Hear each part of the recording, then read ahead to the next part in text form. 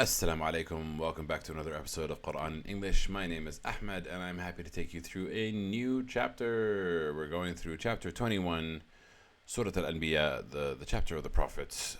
This series is where I'm trying to learn about the Quran from the very beginning until the very end. Um, a little bit of a disclaimer about this channel. I am not a Quranic scholar, nor am I an Arabic linguist. I have not studied the Arabic language beyond school, and I did not study the Quran. In fact, this is my first read-through of the Quran, and I'm sharing my education journey with you.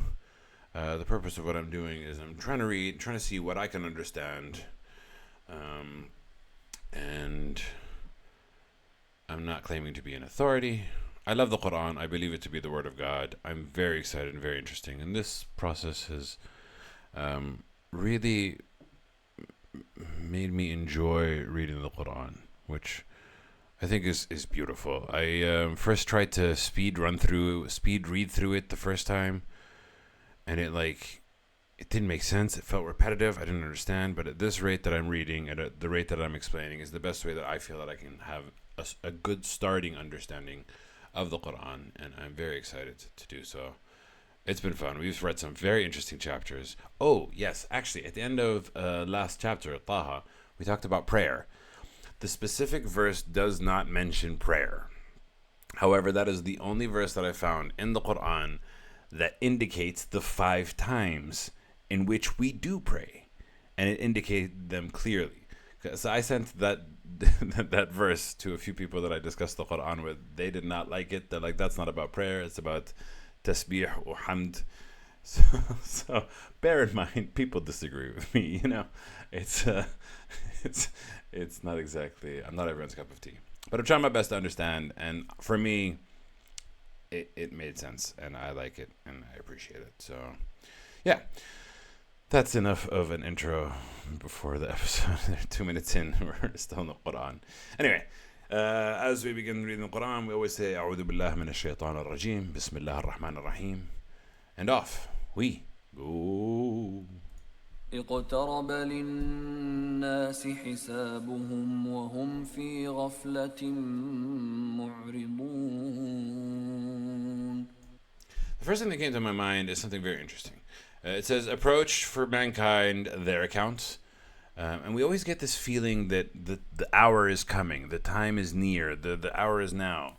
So here it says, their account has approached for them while they are heedless and turning away, not really focused, not looking and not paying attention to the main point of life. They're kind of distracted by life, going around, moving their thingamabobbies. And I always used to wonder, why does the Quran say that the hour is so near? Why does it say it's approaching, it's near, the time is near, its time is now? And I always thought, like, Judgment Day, like, what was announced way back when, and it still hasn't come. So like that doesn't feel near, so to speak. But in reality, for every human, the span of your life is actually very quick. It flashes by a lot quicker than you realize. Obviously, while you're living it, it feels like it's forever. But by the end of your life, you're like, whoa, where'd the time go? And so technically, for everyone, their hour is near, and when our hour is up, Judgment Day is shortly thereafter.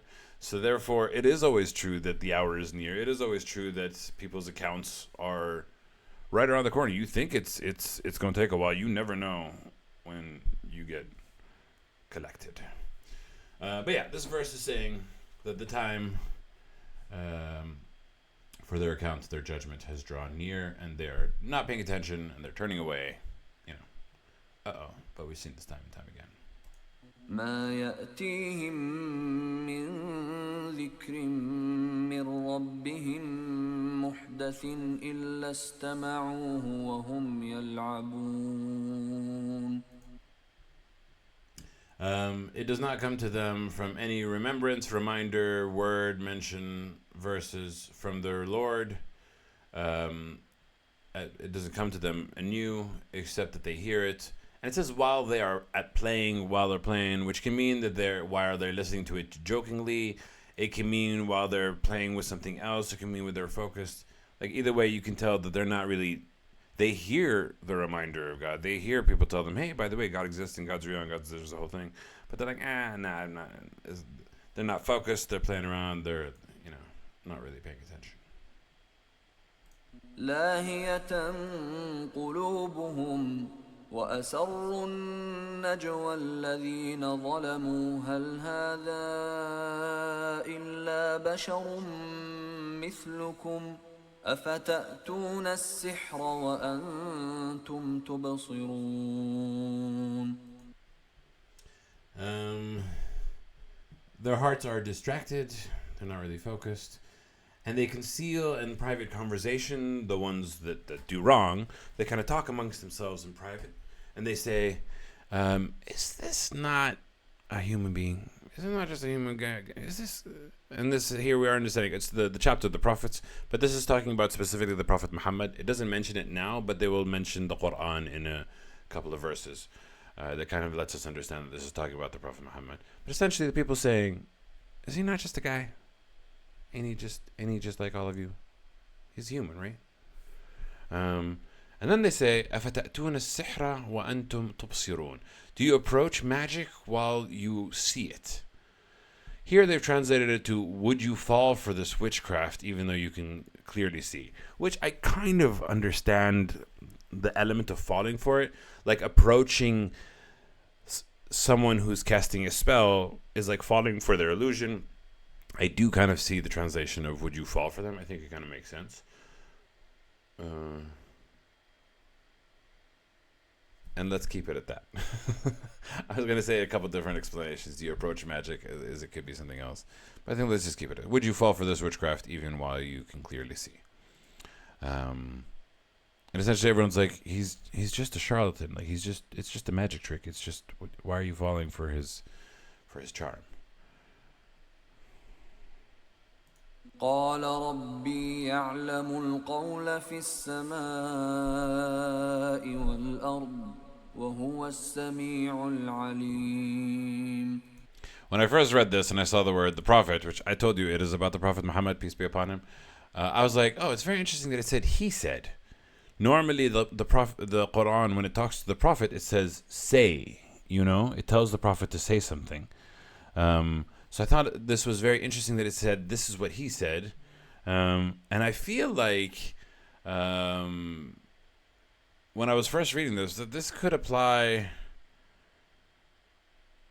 to all the messengers. But again, the next verse will let us know that it's the Prophet Muhammad. So even though I know that, I'm still kind of having the confusion. Anyway, it says, he said, my Lord, my God knows the word in the heavens and the earth, which means you can conceal what you want, you can speak, you can talk amongst each other in privacy. Yeah, hey Mahab, I saw your message. I was going to reply after this verse. Say, my Lord knows what is being said in the heavens and in the earth. He knows everything that exists.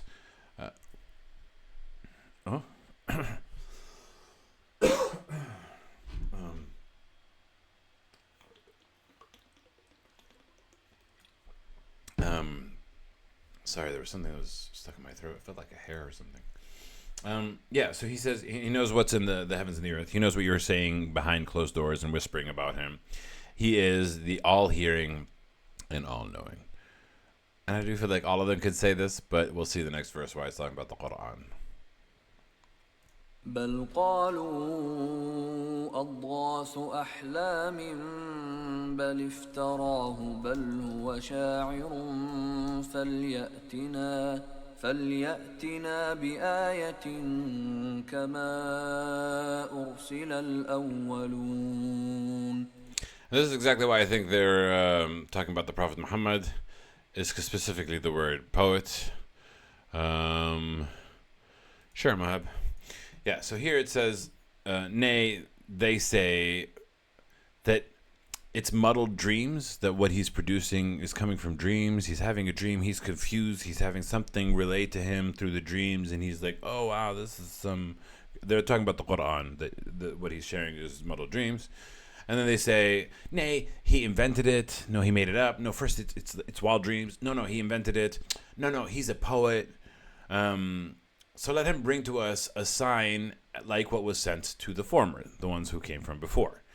So for me, poet really kind of indicates that it's the Prophet Muhammad, peace be upon him. Though I am curious, did the previous prophets reveal? I mean, obviously the Quran is being preserved by God, but a question that I have is, did the previous prophets produce something in poetic form as well? I don't know what Moses produced. I know that the Torah is from God, inspired by God. I don't know if it's in poetic form. I know some parts of the Bible are written translations in poetry, but I don't think that all poetry includes this. Either way, simplest Occam's razor. We're talking about the Prophet Muhammad. They don't know what he did, but they're saying it's wild dreams. He invented it. He's a poet. And then they say, why don't he bring us a verse, a sign? Not a verse, a sign. It's the same word for verse and it's the same word for sign. You have to understand the concept. A sign as was sent to the former.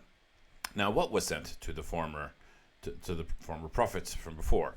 Now, the first thing that I think of is Moses and Jesus, right? And they had some very clear signs. They had some very powerful, like Moses split the Red Sea. There was the water coming out of the rock. Jesus brought people back to life and healed the sick.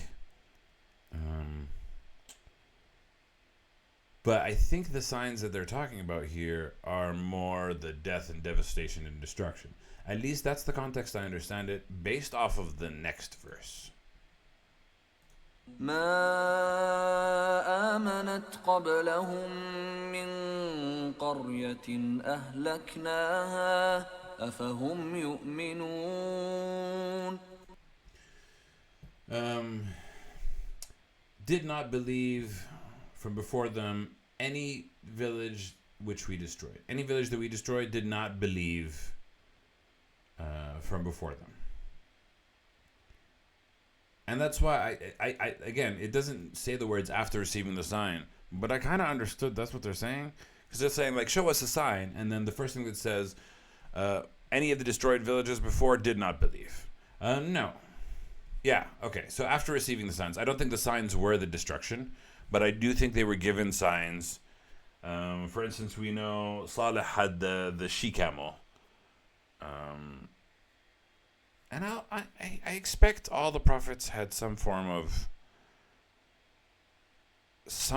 miraculous element to them, right? The idea, the understanding behind Sayyidina Muhammad, Jesus, and Moses is that they came in and their signs were a sign of the times, so to speak. Moses came to the Pharaoh and the mages, and we saw mage wars in the previous one, and he had magic. Jesus came to the Romans and the apothecaries who had the best medicine in the lands, and he had healing and bringing back from the dead. Muhammad came to the Arabs who excelled in poetry, and he was able to relate to them the Quran that is the miracle. The Quran is miraculous. It's in perfect Arabic grammar. It is extensive. And that's why they called him a poet in the previous verses. And in another verse in the Quran, it says that he's not a poet. Just to clarify, Muhammad did not have the ability to produce these type of words, and therein lies the miracle. He was not a poet. He could not create the beauty and the structure of the Quran. It had to be revealed through God, and that's the miracle. So I mean, the same can be extrapolated about the other messengers and other prophets. Here, let's focus on the prophets because this chapter is called the Prophets chapter. Do all prophets have signs? I don't know. But essentially, the Quran here is saying, no village believed from before them. ما آمنت قبلهم من قرية أهلكناها. If the village was destroyed, they did not believe, right? أفهم يؤمنون. So do they believe? And I found it in response to, like, they're asking for a sign, and then it's talking about, no village was destroyed that believed. Or no, that did not believe the villages that were destroyed. The villages that were destroyed did not believe, so to speak. Yeah. وما أرسلنا قبلك إلا رجالا نوحي إليهم فاسألوا أهل الذكر إن كنتم لا تعلمون. Okay. And we did not send from before you except men that we reveal to them, we inspire to them, we convey to them the message that they should reveal to you. And it's kind of the same, and this has always been the case. Every single messenger, including the prophet, every single prophet, every single prophet, including the prophet, every single prophet, including Muhammad sallallahu alaihi wasallam, Jesus, Moses, you name it, anyone, any prophet of God was just a man that was being inspired to by God. And then here it says something very interesting. فَاسْأَلُوا أَهْلَ الذِّكْرِ. So ask the people of remembrance, ask the people of the reminder, then ask those who have scripture, if you do not know. And this is a common, very common expression used in the Quran.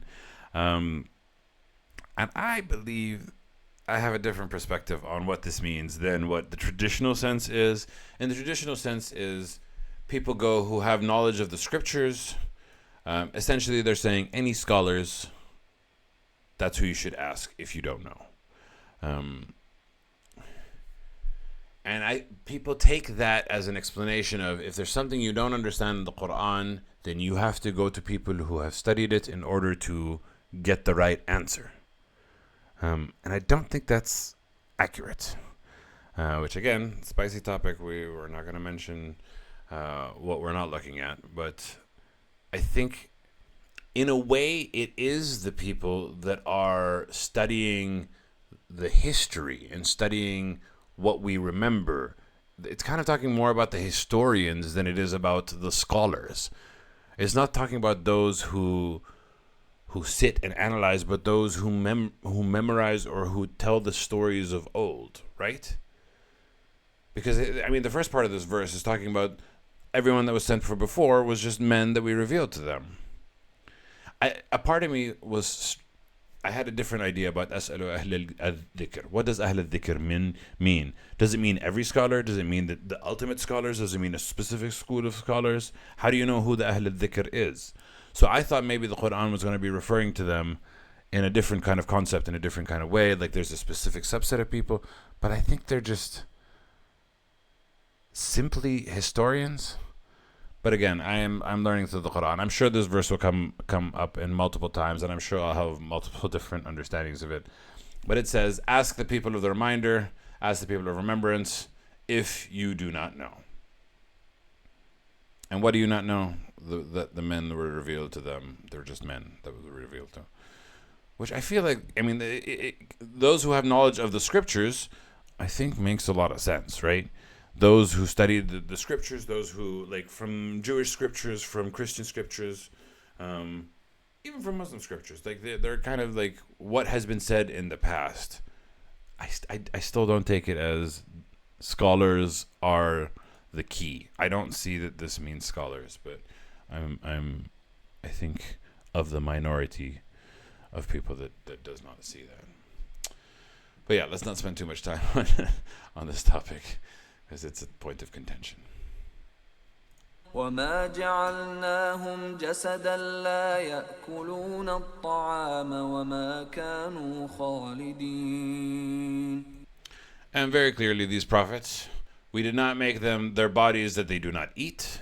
We did not make them like not needing food. They were human. They needed food. They're not eating food, and they were not immortals. They're prophets. They were men. They had basic human needs like eating, and they all died. Very simple. ثم صدقناهم الوعد فأنجيناهم ومن نشاء وأهلكنا المسرفين. And we've seen this in the previous verses. And then we fulfilled for them. I'm tired of the vibrations. And then we fulfilled for them the promise. And we saved them and who we willed, and we destroyed the transgressors. And it's very interesting because I've had a theory that messengers and prophets, the difference between them is that the messengers deliver a message of act right or you will be destroyed, and the prophets deliver a prophecy. But I think it's a very immature and naive theory, and I have to think about it some more. Either way, it says, and then we fulfilled for them the promise, and the promise usually is when these messengers, when these prophets come to the people, they're like, by the way, something bad's about to happen. A flood's coming, a scream, a scrouch. You guys are transgressing. If you don't do right, God's gonna punish you, and that's what the fulfilling of the promising is. And when that fulfillment of the promise comes, we save them and whom we willed. So we save the prophets, the people who do good, and the people who do good, and we destroy the transgressors. And that's been a model that is seen time and time and time again in the Quran, but is not seen in our recent history. I don't even think since the time of Jesus, to be honest. The last Moses, as far as I can tell, I don't know if there was anyone between Moses and Jesus. There probably was a lot of, there was definitely a lot of people between Moses and Jesus. But we know Moses was the last messenger / prophet to bring down divine judgment upon the pharaohs. There might have been a few after him, I don't know, but Jesus did not bring down divine punishment, and Muhammad brought down divine punishment through the hands of the Muslims. In Surah At-Tawbah that we covered, chapter 9, the most controversial chapter of the Quran that doesn't start with Bismillah ar-Rahman ar-Rahim, God's judgment was delivered at the hands of the Muslims, which is unique and something that hasn't been done before, you know?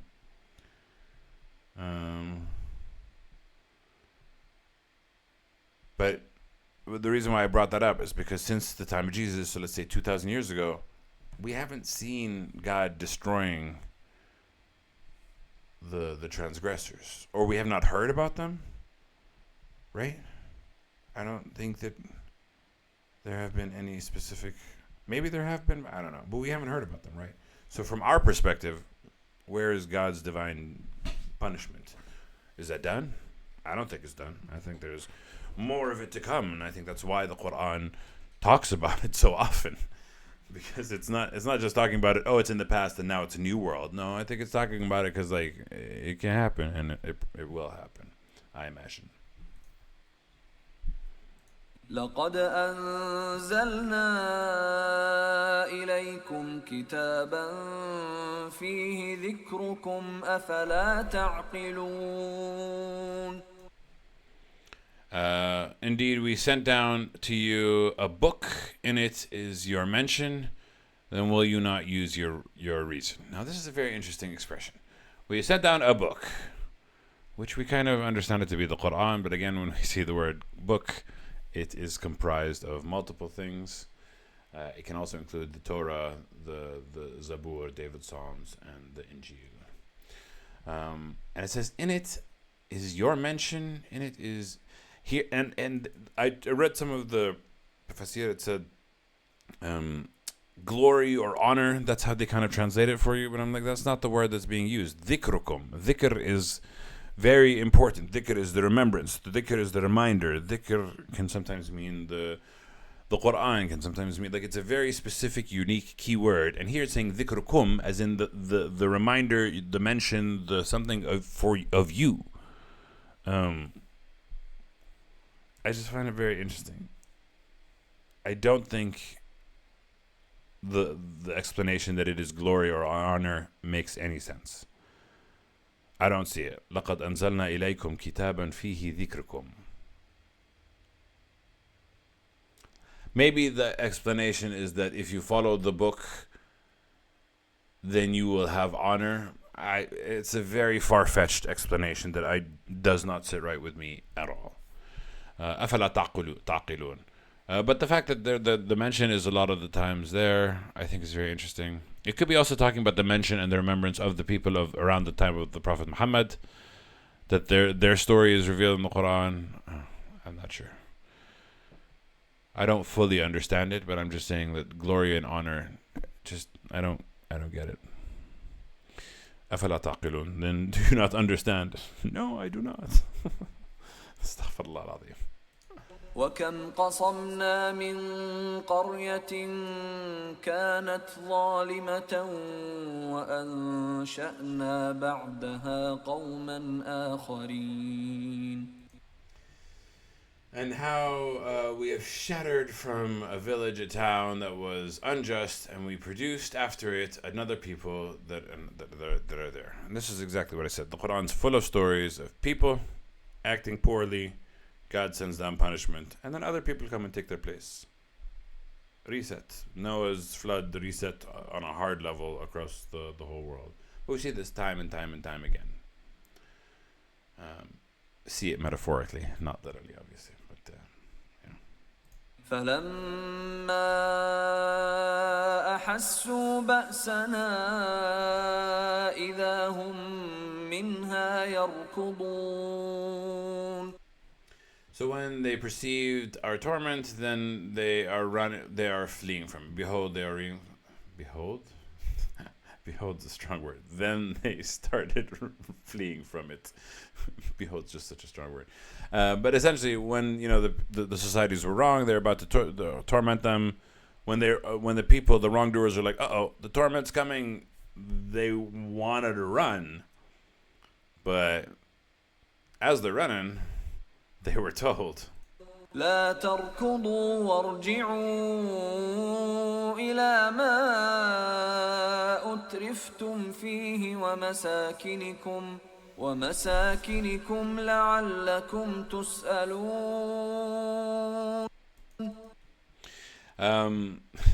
Now this is very interesting. It says they were told, "Do not run, and return to where you were given luxury in it and your homes, so that you may be questioned," which is like, huh?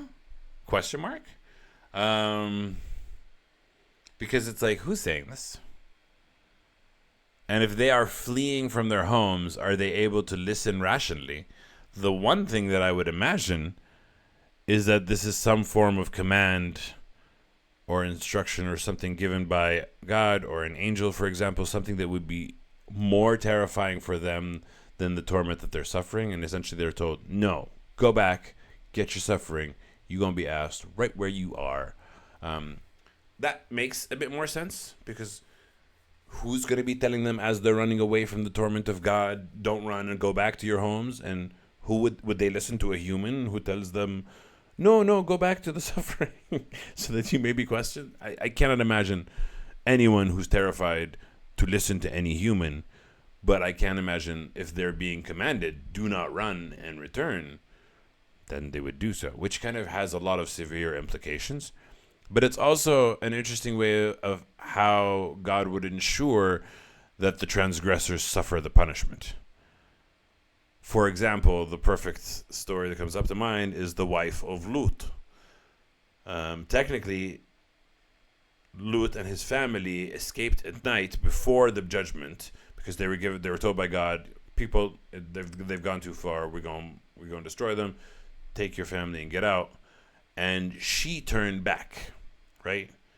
So I imagine this is exactly what was told to her in a way. But I'm not sure. I just have a question mark of who says this to go back so that you may be questioned. قالوا يا ويلنا إنا كنا ظالمين. They say, woe to us, indeed we were wrongdoers. And this is very clear. When it's judgment day, when it's the punishment coming down that God is sending, that is when the wrongdoers go, oh,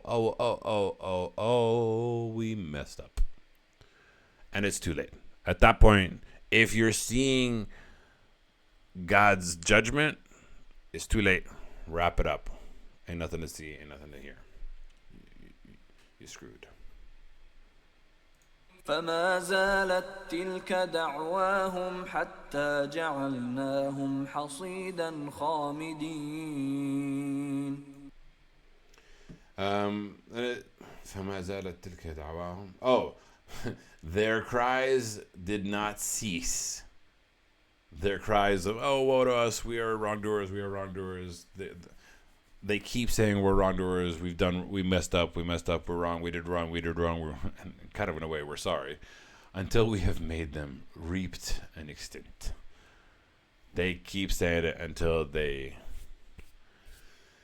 evaporate, as I've been hearing recently. What is the verse? Extinguished like ashes. Wonderful. Yeah, hasidan is reaped. It's talking about crops that have been culled. Essentially, you've been chopped down, no longer alive, extinct. Oh, extinct was the word. Nice. وما خلقنا السماء والأرض وما بينهما لاعبين. Okay, now here it says, and we did not create the heavens and the earth and what is in between them for while we were playing. So here they translate, we did not create the heavens for sport. It's not, I think it's there's also a juxtaposition, there's also like a duality, because sometimes the Quran talks about life being nothing but a distraction, a play, a confusion, but that's from our perspective. From our perspective, everything in life is designed to distract us from the main purpose of why we're here and where we're going and why are we on this earth and what we're trying to do. While the earth and everything in it is a distraction for us, it was not created as a game from the perspective of God. God did not create all these distractions and things. It's a game. It's a test. It's so much more profound. It's so much more intentional. It's so much more serious. That's kind of essentially what is being said in these verses. لو أردنا أن نتخذ لهوا لاتخذناه من لدنا إن كنا فاعلين. If we had intended that we take a pastime, then surely we would have taken it from near us. Like if we wanted to play around, we wouldn't have gone to all the trouble of creating the earth and the heavens and the systems and the nature and everything. We would have just, and heavens is, we have to kind of separate paradise from heaven. There seems to be a distinction between them. But like say the skies and the earth, and they wouldn't have gone through all this to create all this information if it was just a game. If they just wanted to, if we had wanted to, then we would have taken it from within us. Like if we just wanted to play around, it would have been in heaven, simulation, over and done, if we were to do this.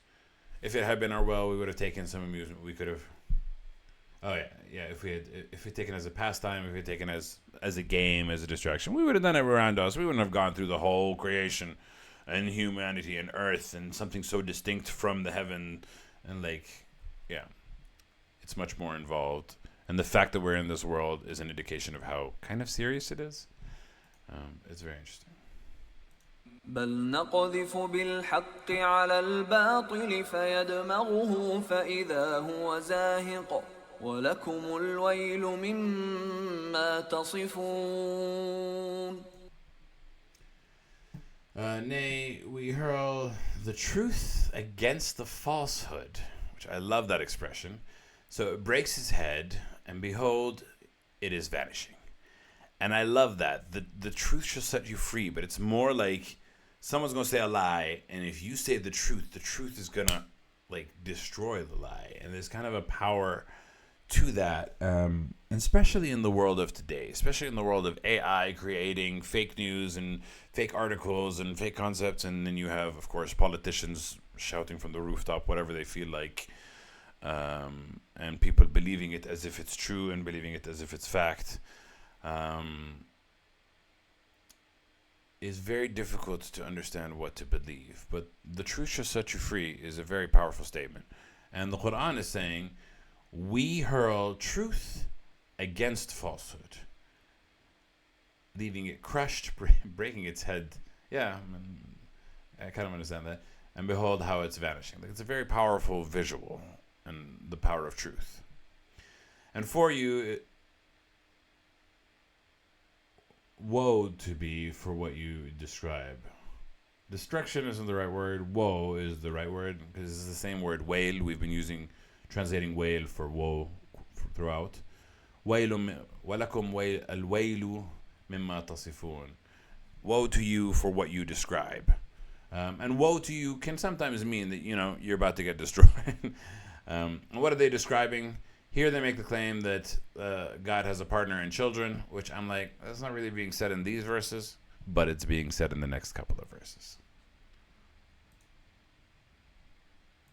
وله من في السماوات والأرض ومن عنده لا يستكبرون عن عبادته ولا يستحسرون.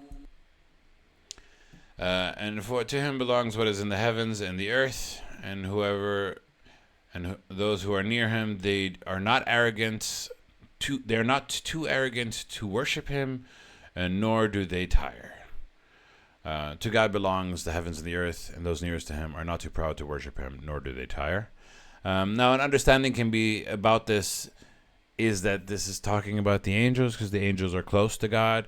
But I also see this in terms of the devout believers. The devout believers are not arrogant about his worship. They're really devout. It doesn't matter how smart you are. You're not too smart. You're not too great. You're not too strong in order to not seek assistance from God. And they do not tire. Again, those who are truly devout and who truly believe in God and revere him, you can get there, by the way. Just because you start out in the beginning and you're like, oh, I get tired from prayer, doesn't mean that you're not going to get there. This is talking about those وَمَنْ عِنْدَهُ, those nearest to him is an understanding. وَمَنْ عِنْدَهُ, those are with him.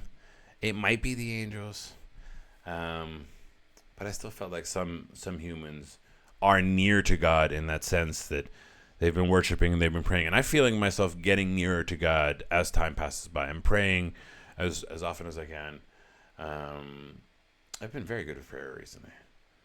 And the more that I read the Quran, the closer I feel to God. And I feel like it's not one of those things where I can kind of let it go. The more that I continuously try to seek and learn and ask God for guidance and read the Quran, ask God for guidance and pray, the closer I get to God. And the more that I feel like I don't tire from talking about God and from praying to God.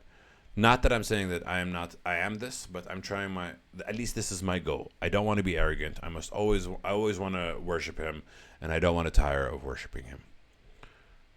And the more that I worship God, the more that I pray to God, the more that I get closer to God, the better it feels. I trust God with all my heart, which is a very, very important thing. يسبحون الليل والنهار لا يفترون. They glorify him night and day, and they do not slacken. Again, could be talking about the angels, but I feel like this can refer to a few people as well. And it's something that we can aspire to at the very least. أم اتخذوا آلهة من الأرض هم ينشرون. There's a couple ways that I could understand this verse. But the first part is very easy. Or have they taken gods from the earth? Very clear, they've taken gods from the earth. It says, hum yunshirun, they raise. So here they're saying who can raise the dead. I could also understand it while they will be raised. That which is they're taking as gods. Because I have seen other verses in the Quran talk about that, right? And talk about that which they worship on Judgment Day will distance itself from those who worship them and go like, we don't know them. They don't know us. They ain't my problem. Both explanations can kind of make sense. The gods from the earth who can raise the dead, and the gods from the earth who will be raised. Because it doesn't,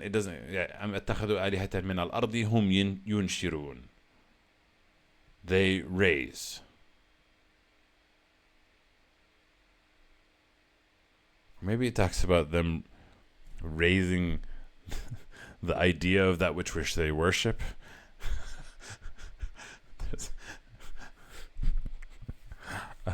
There's lots of ways to understand this.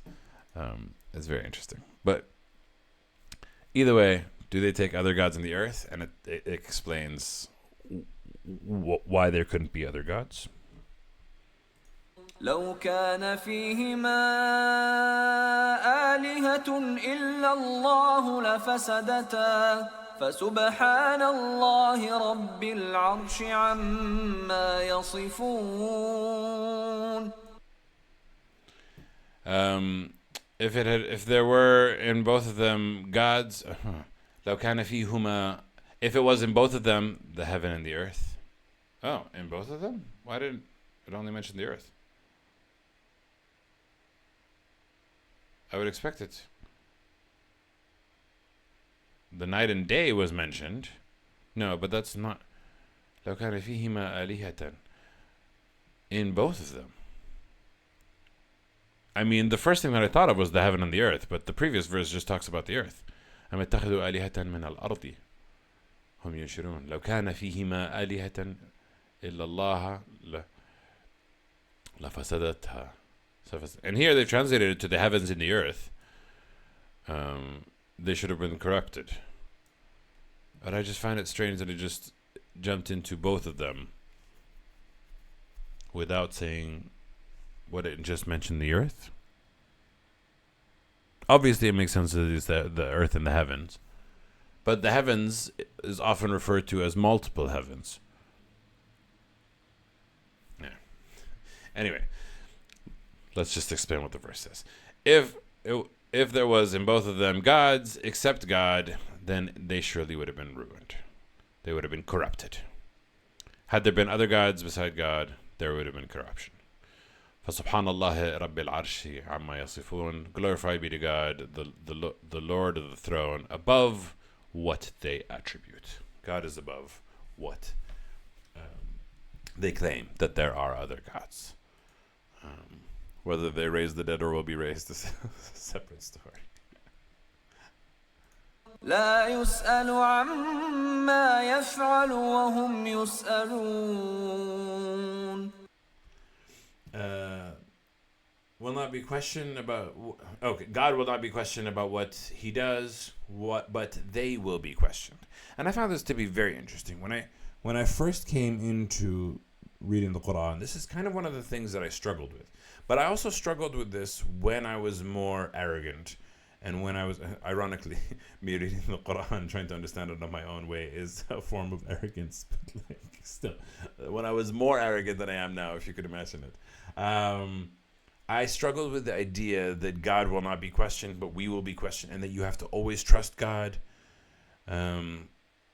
And everybody else is maybe trustworthy and not trustworthy, but God is 100% trustworthy, and you have to, like, I struggled with the idea of not asking God questions and not getting answers, you know?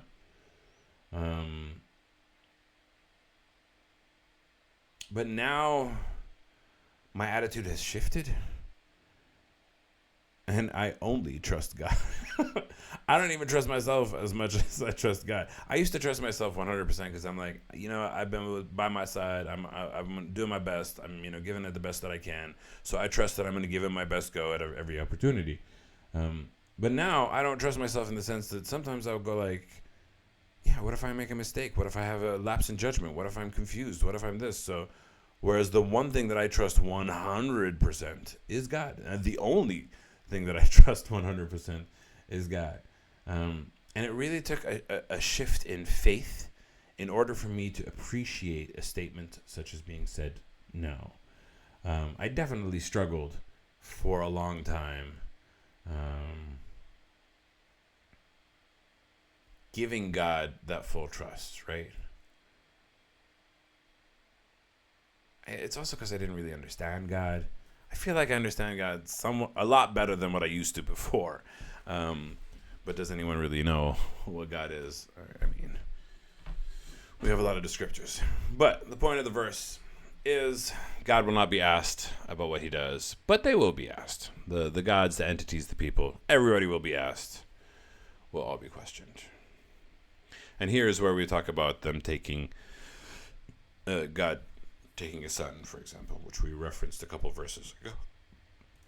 أم اتخذوا من دونه آلهة قل هاتوا برهانكم هذا ذكر من معي وذكر من قبلي بل أكثرهم لا يعلمون الحق فهم معرضون. Okay. Couple of things that are being said in this verse. First, أَمَ اتَّخَذُوا مِن دُونِهِ آلِهَةً. Did they take besides him other gods? Oh, this is not the one about God having a son. It's the next verse. Whoops. Anyway, they said, have they taken other gods besides God? Have they taken other gods besides him? Say, bring your proof. Another statement that I struggled with, and I think I still struggle with, because constantly the Quran says, bring your proof about those other gods, and yet the atheists tell the people who believe, bring your proof that God exists.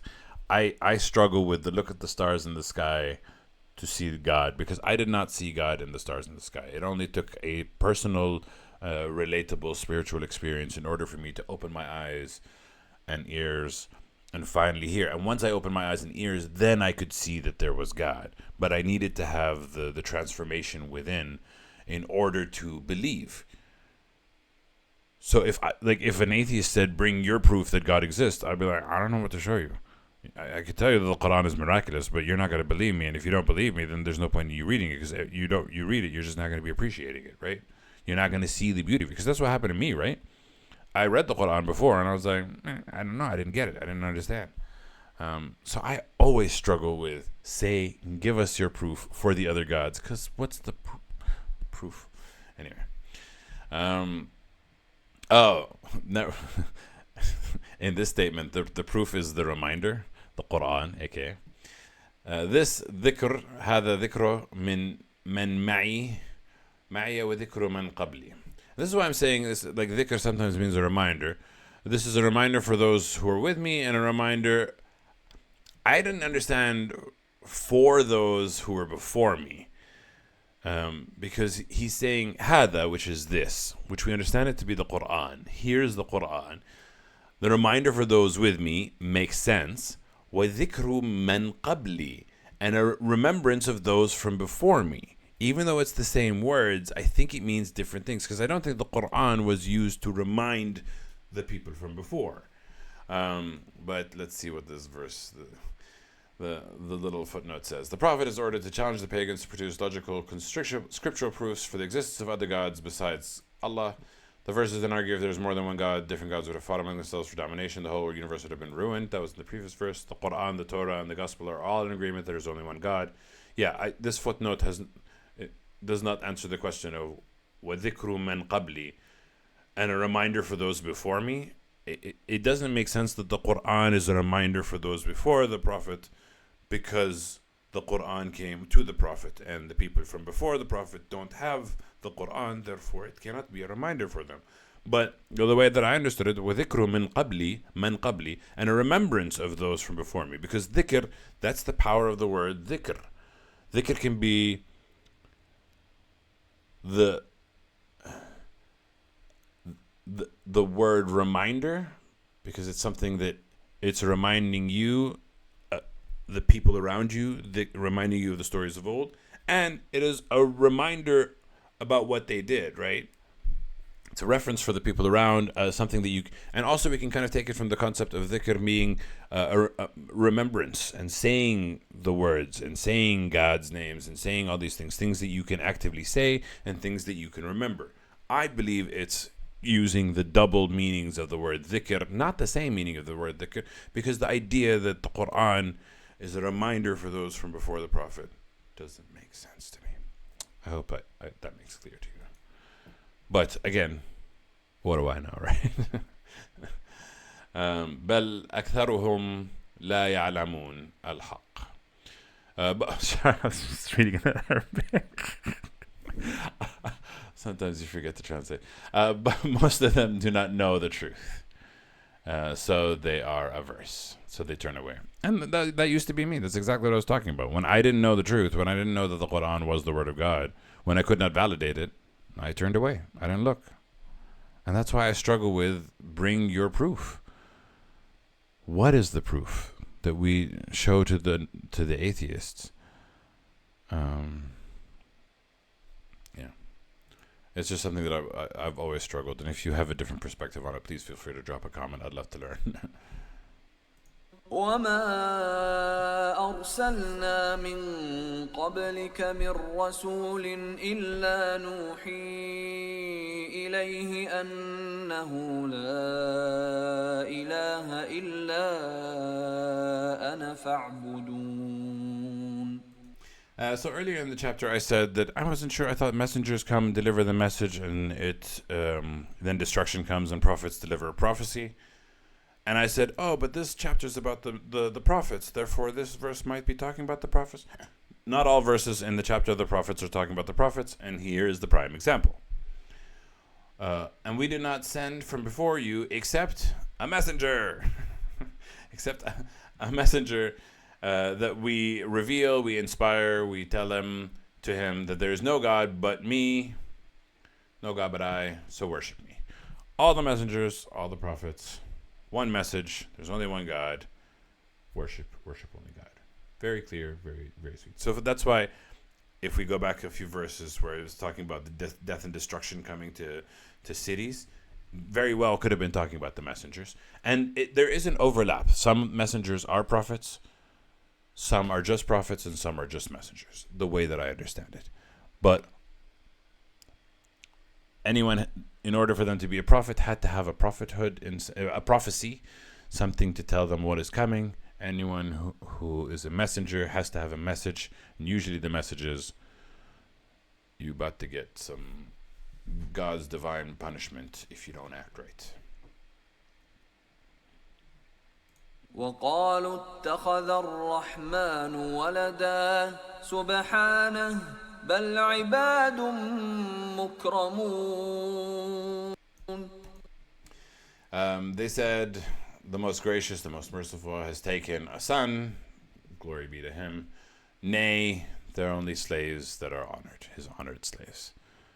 We know exactly who's being referred to as the Son of God.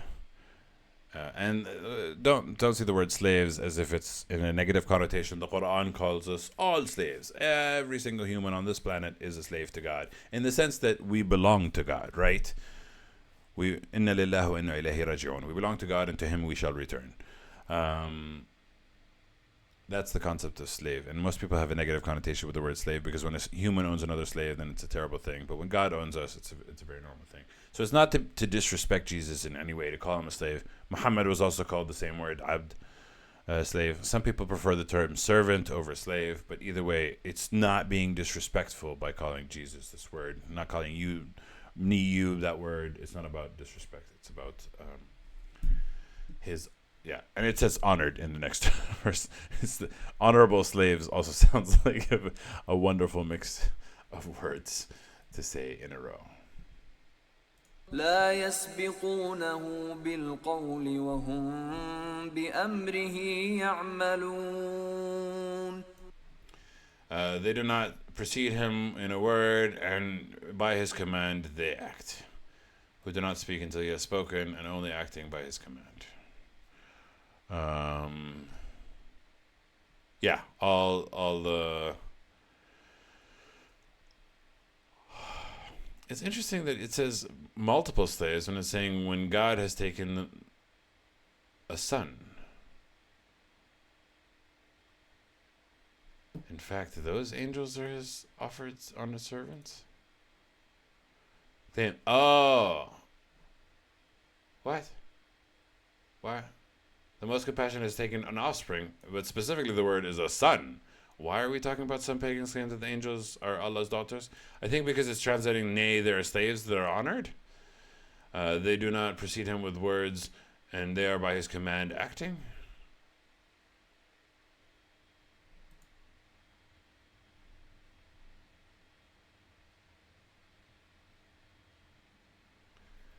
A part of me is thinking that also the word Son of God is being used for more than just Jesus, by the way. Caesar was also called the Son of God, but I don't think this is talking about Caesar, for example. I can understand that they're confusing. Here it's clearly talking about, they say God has taken a son. That's Jesus. That's the one that we know. Maybe there are other instances, but it's taking a son and singular. Subhanahu. Bal ibadun mukramun. Nay, slaves that are honored. And that's why they kind of translate this to saying they claim that the angels are Allah's daughters. Because there is a verse, there is a time, and there was a group of people that said that God has taken females as daughters, angels as daughters. But I thought this was talking about, nay, there are slaves that are honored, and it's talking about Jesus, because it was talking about the Son. It can be talking about angels in a way that they do not speak about word, and Him by His command they act. وَهُمْ بِأَمْرِهِ يَعْمَلُونَ. It does sound like He's talking about the angels, right?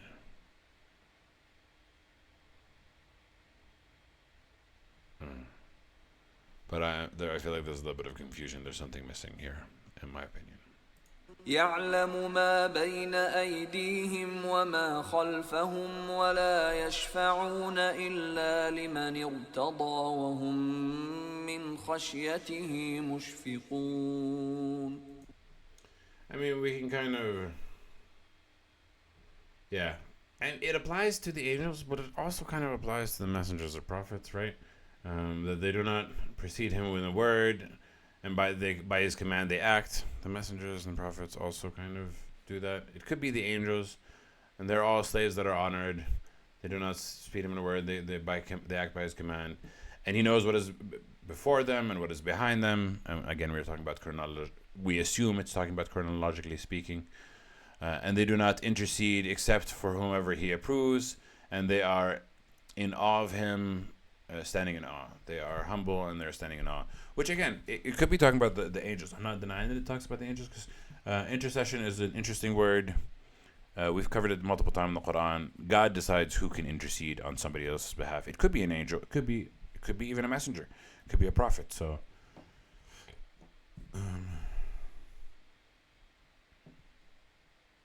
وَهُمْ مِنْ خَشْيَتِهِ مُشْفِقُونَ, and they tremble in awe of Him. Yeah, I think very beautiful, very fantastic.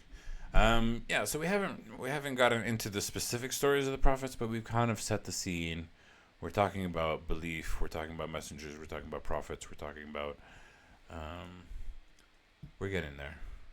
Either way, I'm having fun. I love the Quran, and thank you if you've made it this far in the episode. Then you must love the Quran as well, because I cannot imagine listening to me for an hour if you don't. As usual, we always end with صدق الله العلي العظيم. I thank you for watching me. I appreciate you. And I'll catch you guys tomorrow. مع السلامة. Get out of here.